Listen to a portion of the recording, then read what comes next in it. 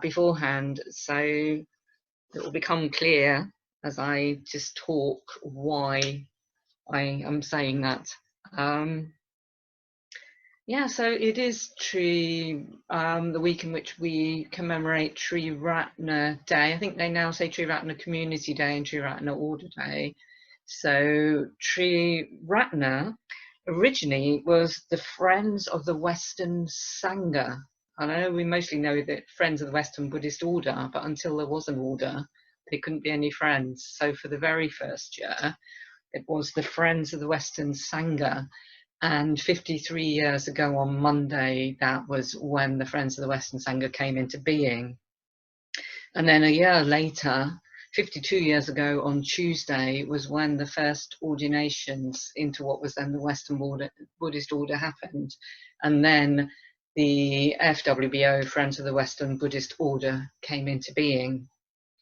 And Sangharakshita particularly decided to stress that we were a Western movement, a Western Sangha, a Western order, for two main reasons, really. One was that when he first came back to England from being in India, he discovered that there were Buddhist societies, but there were often what he came to think of in a way as sort of armchair Buddhists who went along and heard lectures about Buddhism, learned a lot about it intellectually, perhaps participated in the odd ritual, but they didn't think of Buddhism as being something that they could practice directly in their lives. And then there were also some monks, I don't know that there were any nuns at that time, although there have been Buddhist nuns quite early on a couple of times in Britain. But there were some monks, mainly from places like Thailand, Vietnam, the other place now, but anyway, sort of Sri Lanka, those sorts of places. There were a few monks around who would lead gatherings and give teachings, but there was very much this idea that the monks were the practitioners and the lay people came along and learned a bit of meditation and so on. But their main idea was to support the so-called full-time practitioners who were the monks. So when Sangharakshita founded our movement, he was trying to stress that it was trying to bring Buddhism into the 20th century, as it was then, in the conditions of people in the West in the 60s. So that was why he chose that name. We did change our name in 2010 to the Triratna Buddhist Order and Triratna Buddhist Movement. And in India, that's Triratna Bauddha Mahasangha, which really means the great Triratna, great Sangha of the Buddha. So the very first meeting of the Western Buddhist Sangha happened in the basement of a shop in Covent Garden, and it was a shop that belonged to a man called Emil, who ran a shop that sold Buddhist artifacts and sort of Eastern curios and some books.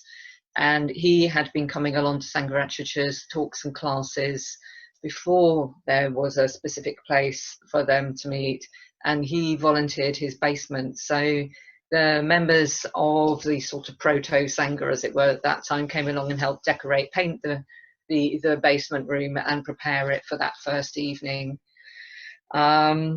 And on that first evening, there was a dedication ceremony. So what we've just done now links us right back to the beginning of the movement. And what was dedicated was the Triratna meditation and shrine room. So the three jewels, meditation and shrine room. So emphasizing Triratna was there at that time, even though Bhante felt it was more important to emphasize in the name the Western aspects, to show that it was making a break, from what was seen as the tradition at that time, bringing it into being something new, a new way of practicing. But Triratna was a distinct emphasis of that. Going for refuge to the three jewels has always been one of our main emphases within Triratna. And so when we did change our name in 2010, in a way, it's quite fitting that we went with that name Triratna, because it does link us right back to that very first place in which people practiced. So at that first gathering, there was Bante who officiated, but there was a Vietnamese monk and two Soto Zen priests who came along to that first evening. And there were about 25 people that came along and gathered. So Sangha actually gave a talk. Then there was a dedication ceremony to dedicate that shrine room and space. And they basically had the one shrine room, which was very small. I think it was described as being about 3 meters square. And then there was a small reception area, which was about the same size. So everybody used to cram in together. And after the dedication ceremony, there were the refuges and precepts and a puja. So that was the first evening that they had, and that was the beginning of our movement and the order that came out of that.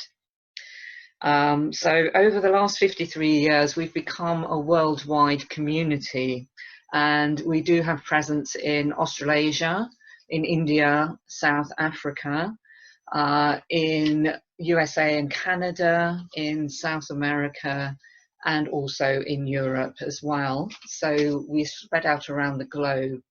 And there are centres in about 27 different countries, and there are smaller groups. There's, a couple of hundred small groups spread out around the world. So we have been a movement for 53 years, but really our story goes back much further than that. It goes back 2,564 years. So that's quite a precise number. And the reason I know that is that in 1956, the 2,500th celebration of Buddhism was held. So we're now 2,564 years into Buddhism, as it were. So the Buddha to be was seeking an answer to the question of suffering, so the question of dukkha, unsatisfactoriness, or the ill-fitting wheel, as it's sometimes known. So ill-fitting wheel is one of the direct translations of dukkha. And anyone who's ever had a tyre puncture or a car puncture will know how bumpy that is as you're trying to go along.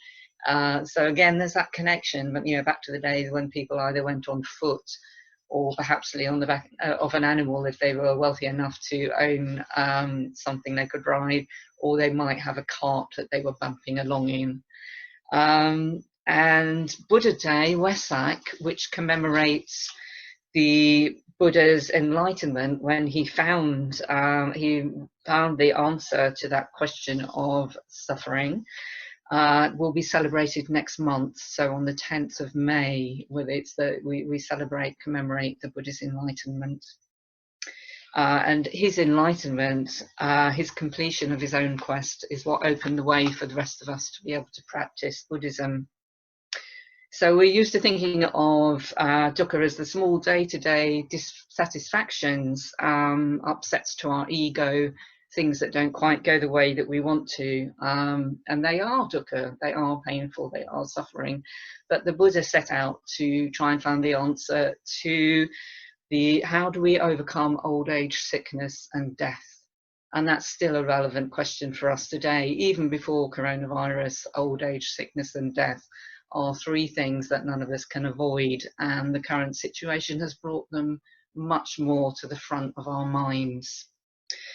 So it is very pertinent still to us. And the current situation, which is challenging in many ways and causes people a lot of stress, anxiety, uncertainty, has changed all of our lives, the way that we can live at the present time. It is a great opportunity for us to practice, and not just for ourselves alone. Part of practicing the Buddhist path is realizing that we're not separate from others, and that really what we're trying to do is for the sake of all beings. The Buddha wanted to try and liberate all beings.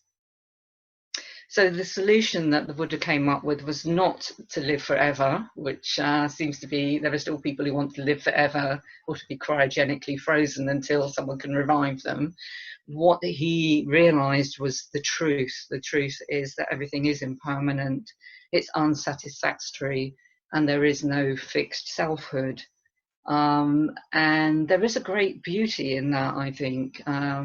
I'm not saying that as someone who's realized those things, because I haven't, but there is a great beauty when we realize that things are impermanent, that there is change, but actually when we start to realize that and let go of not wanting those things to be like that, it is very liberating. And there is a real poignancy in seeing that things are impermanent, that things come to end, things change when we don't want them to.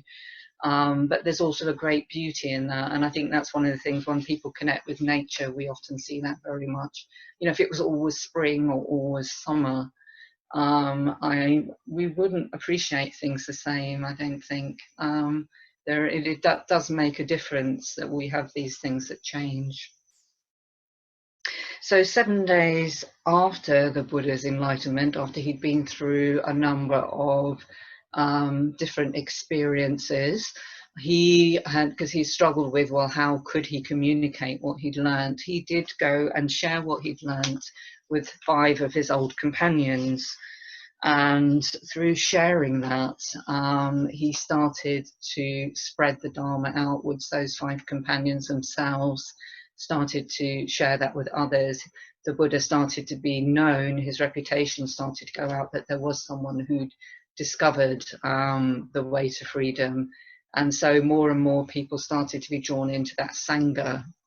And from quite an early time, the Buddha, rather than trying to keep everybody together with him, he encouraged those who decided to join him in the homeless life to go out into the world, to go and share what they had for the sake of all. So it's a short quote from one of the suttas. Go forth on your journey for the profit of the many, out of compassion for the world, for the welfare, the profit, the bliss of devas and mankind. So that bliss is, it's the freedom of enlightenment. So the Buddha, from the beginning, he was trying to share with others, and he encouraged them to go outwards. And that's what we've inherited today in the way when Sangha became a monk out in India. He sought a teacher, and then his teacher took him to the north, near the Himalayas, northern India, and told him to stay there and work for the good of the Dharma. And he did that for about 14 years. But he didn't just stay in Palimpong, he was based there. He did a lot locally, but he did also travel around giving lectures and talks. He started to make connections with Dr. Ambedkar, who was the leader of a lot of people there known as the Untouchables, who are now known as Dalits, who converted. There was a mass conversion to Buddhism. And then 6 weeks after that, Dr. Ambedkar died. And Sangharakshita was visiting at that time with one of these groups of followers, thousands of people who just converted to Buddhism, and then their great leader died. And he started to exhort them to keep practicing, to keep following the path of the Buddha. And that's where our connection with India starts, even before we had our movement formally, that these people, Sangharakshita made those connections with. And early on in the life of Triratna, he encouraged some of the early order members to start making connections with India, and some of them went out there. So Lokamitra, one of our order members, has spent most of his life out in India. So there have been, lose my thread for a minute now, there's been international connections from quite early on. Some of the earliest people in the movement were from Finland, Holland, New Zealand, Australia. And what happened again was that after those people became ordained, some of them went home and they started to set things up in their own countries. So some of the earliest centres outside of the UK, well, we had London and Glasgow, and then I think Norwich and Manchester quite soon afterwards. Brighton's 45 years old. There were centres in New Zealand, in Auckland and in Wellington, and a centre, I'm not sure if it was in Helsinki, but Helsinki is one of the places that's been around for a long time. So there were things starting to set up, and then groups started up in places like Sweden and in Germany and so on as well. And somebody went to America to set up activities there. So it was in this spirit of spreading the Dharma that Sangharakshita set up the Western Buddhist order so that we could all practice whatever our lifestyle, and that we can share the Dharma with others. And it's in that spirit that we've continued to do that. And over time, centres have sprung up and more groups have sprung up. And so Worthing is 14 years old now, I think. Is that right? 14? Don't know. 12. Oh, I thought we were a bit more. Goodness. Well, another couple of years and you'll be 14. But in a way, now you're part of this web of connection and has been for 14 years, spreading and sharing the Dharma, making it available to other people. And I think there are 11 mitras now. So, you know, everything keeps spreading, it keeps growing, and we're all part of that.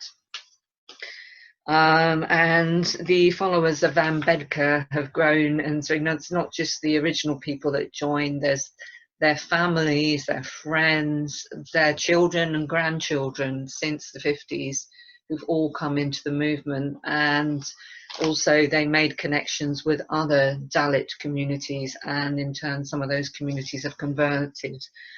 So about half our movement is in India. There's not quite, I'm not sure how many order members in India now, but again, it is expanding, it's growing all the time. I'm going to give you a quote now from 16 years in. So this is from something Sangharakshita wrote as the introduction to a book called Buddhism for Today, which Subhuti wrote to talk about the new movement as it was. So this is when the movement was 16 years old, and Sangharakshita wrote a little preface to this book. So this says, 16 years ago, so this is 16 years ago being 1982, looking back at 66, 16 years ago, the FWBO did not exist, or if it did exist, it existed only in my conviction that an entirely new Buddhist movement was needed in Britain. Today, that new Buddhist movement flourishes not only in Britain, but in many other parts of the world. Permanent centres have been established in 4 continents, while activities of one sort or another are conducted in a score of countries. 16 years ago, the new Buddhist movement that was so greatly needed consisted of just one person. Today, its overall membership runs into 6 figures. So 6 figures even after those first 16 years. From the 187 fully committed men and women who make up the Western Buddhist order, through the much larger number of mitras and regular friends, to those whose contact with the FWBO is only occasional and peripheral. So even at that time, only with 187 order members, they had over 100,000 people involved in that movement. I don't know what our numbers are now. So even after 16 years, things had grown by that much.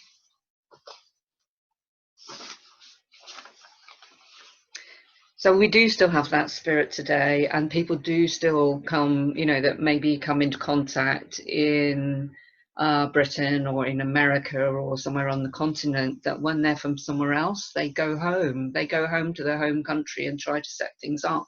That's how there's a very small group in South Africa that started from someone who was over in Britain for a while and went home and wanted to try and set things up there.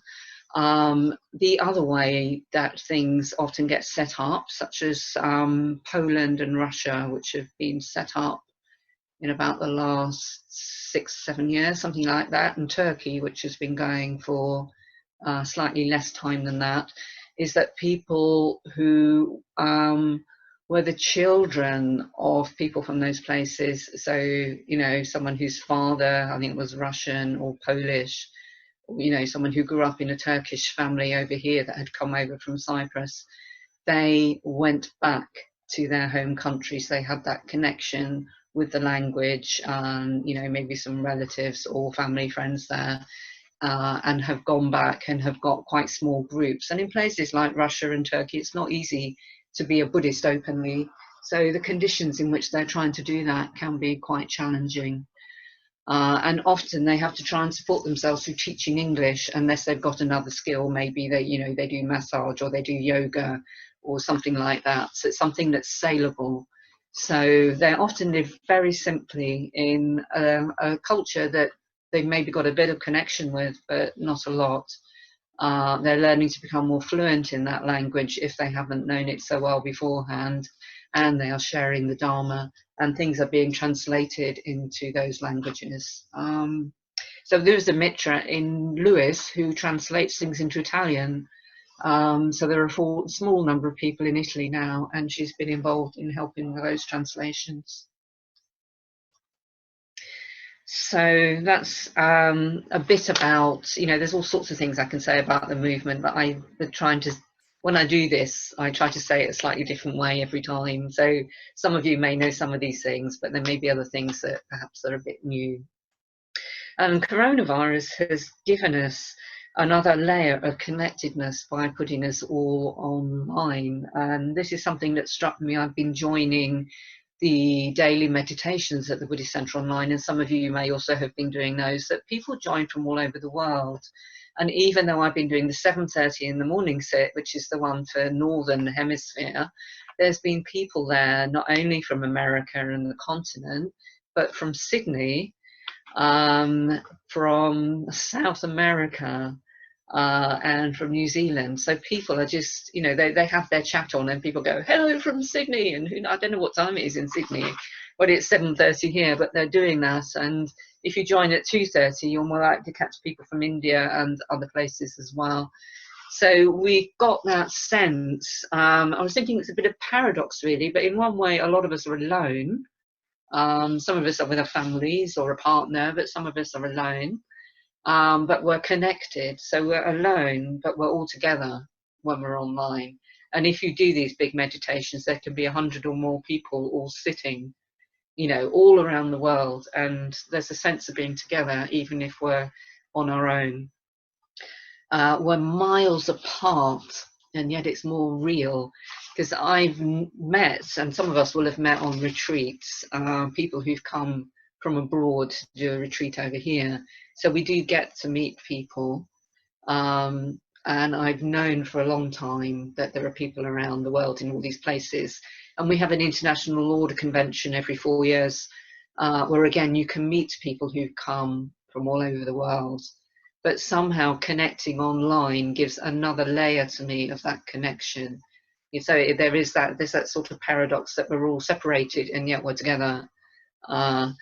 So I've really appreciated that. It's really made me think again about the order and the movement. And so much has been made available to us over these last few weeks. There's been a lot of generosity from someone in Oxford telling us all how we can use Zoom. So if you've not seen those, there's tips on Facebook about running a puja online and this, that, and the other thing. There's been retreats. There's a rainy season retreat in Bristol that's been shared, and there's the Worldly Winds retreat. There are podcasts. There are these drop-in meditations. A lot of that's been put up on YouTube by the London Buddhist Centre. All sorts of things that we can do. There's been free mindfulness training offered to people, particularly those who are really struggling with stress and anxiety. A lot is being shared for us right now. Also, we've got 2 new order members since lockdown came into being. So the first was in Australia on the 28th of March, where a new Dharmacharani, a woman order member, was ordained. So her name is Vara D, which means she who has the highest wisdom. So she was ordained in a private ceremony with just her 2 preceptors. So they were able to, despite sort of restrictions, get to the centre and have that ordination. And then the London Buddhist Centre, which ordained someone whose name is Sthiramanas, which means steadfast mind. So he and his 2 preceptors live in 2 communities which are above the London Buddhist Centre, so it was easy for them to go in the shrine room and to have that ordination. And that's been filmed. So if you've never seen an ordination and you're interested, then you can go online and see that.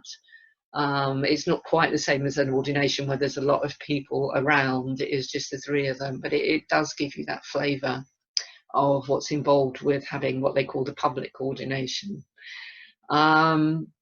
And Stiram Manas he was invited to be ordained last year, but because other people who work with him at the London Buddhist Centre were also invited and they couldn't all go and, leave a lot of jobs undone, he volunteered to wait a year. So when coronavirus restrictions came into play, he couldn't go to Spain this year either, and his preceptors decided, well, we can do it because we're all here. So that's quite a lovely story, I think, behind that. So here we all are online, and what unites us is our common humanity and our desire to follow the Buddha's path and to go beyond suffering. In a way, that's why we're here. We want to go beyond suffering. We want to move towards enlightenment, to attain what the Buddha attained. So that is my talk. I've got time for questions. What time do we go to? We normally go to about now and then break for tea, but I'm sure you might have questions. Okay, I was going to ask